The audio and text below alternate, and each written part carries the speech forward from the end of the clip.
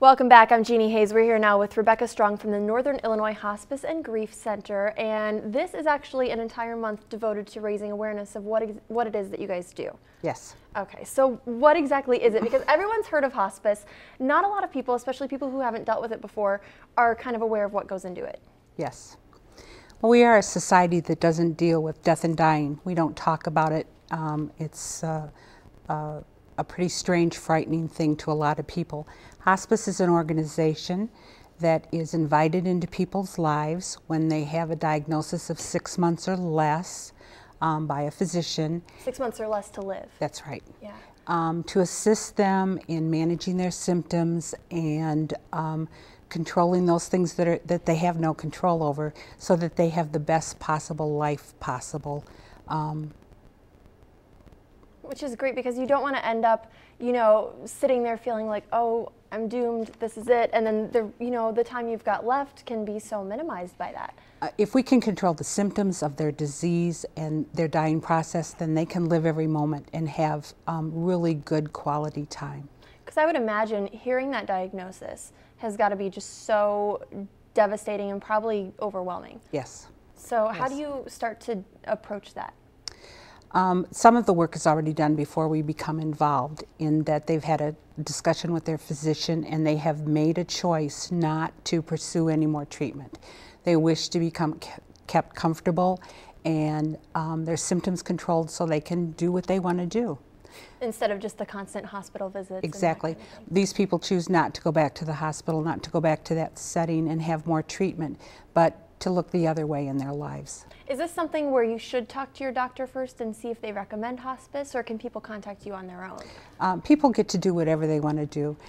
One of our biggest rules is that our patients are the boss. Okay. We follow what they want. We don't have the right to tell them what they need to do. A lot of physicians recommend hospice when they have reached the end of their treatment options. Okay, so what all goes into it? Do you come to the home and meet with them, or how does the process work once somebody decides they do want to go with you guys? Okay, you can request someone from our office will come and explain to you exactly what hospice is and what we can do for you. If you choose, this is what I want to do, you're then admitted to our program. We need an order from your physician saying, yes, you can go into hospice.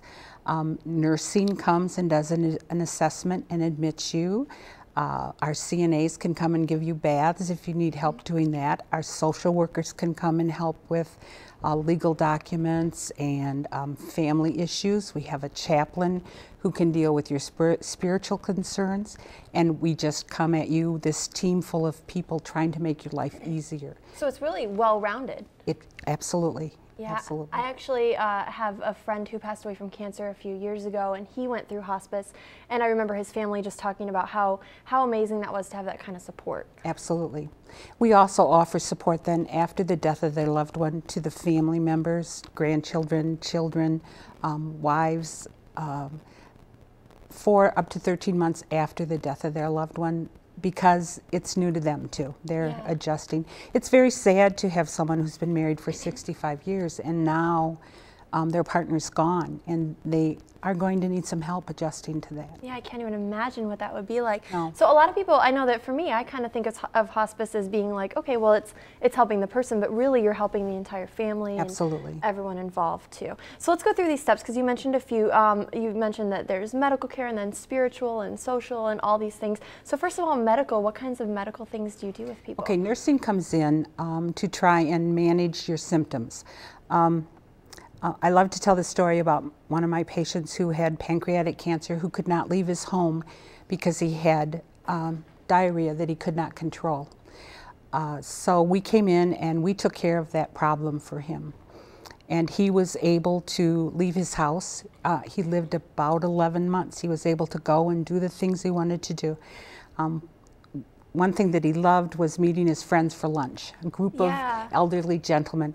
I walked into a restaurant one day, and there they all sat at a table, like 7 elderly gentlemen, and my patient was at the head of the table, and they were laughing and giggling and having a gay old time.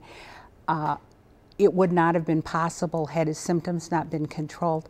His wife said to us later on in his disease that it took hospice to give him back his life. That's amazing.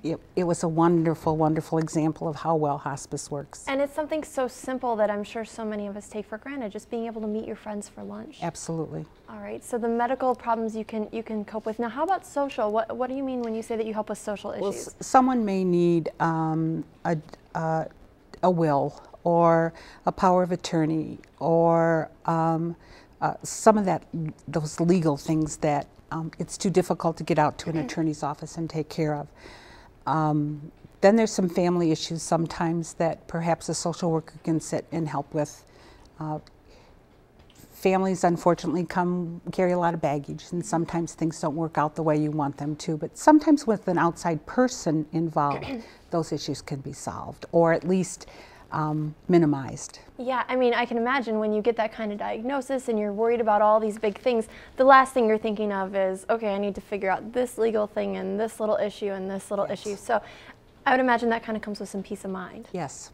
To kind of get that taken care of. And that's our goal, to take care of not just physical symptoms, but all the other things that are keeping you from living your life. From being able to enjoy Absolutely. To enjoy it. So by taking that off, taking that burden off of the patient is able to kind of get out there and kind of enjoy things a little bit more.